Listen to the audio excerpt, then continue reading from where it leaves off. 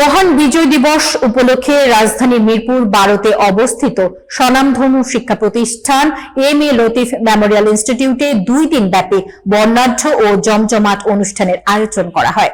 শিক্ষার্থীদের অংশগ্রহণে আয়োজিত এই কর্মসূচিতে ছিল দেশপ্রেম ও মুক্তিযুদ্ধের চেতনায় উদ্বুদ্ধ হওয়ার নানা আয়োজন। স্টাফ রিপোর্টার সামাদুল সামাদ জানান, 16 ডিসেম্বর বিজয় দিবসের প্রথম দিনে আকর্ষণীয় বিজয় র্যালি, হাতের লেখা ও চিত্রাঙ্কন প্রতিযোগিতা অনুষ্ঠিত হয়।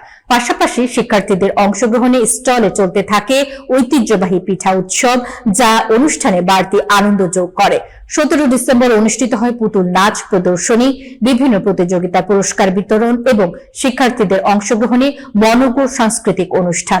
সাংস্কৃতিক আয়োজনে অংশগ্রহণকারী প্রত্যেক শিক্ষার্থীকে সম্মাননা হিসেবে ক্রেস্ট প্রদান করা হয়। অনুষ্ঠানে বক্তারা দেশের জন্য অকাতরে জীবন উৎসর্গকারী বীর মুক্তিযোদ্ধাদের প্রতি গভীর শ্রদ্ধা ও কৃতজ্ঞতা প্রকাশ করেন। একই সঙ্গে শিক্ষার্থীদের মাঝে দেশপ্রেম, মুক্তিযুদ্ধের চেতনা ও দায়িত্বশীল নাগরিক হিসেবে গড়ে ওঠার আহ্বান জানানো হয়।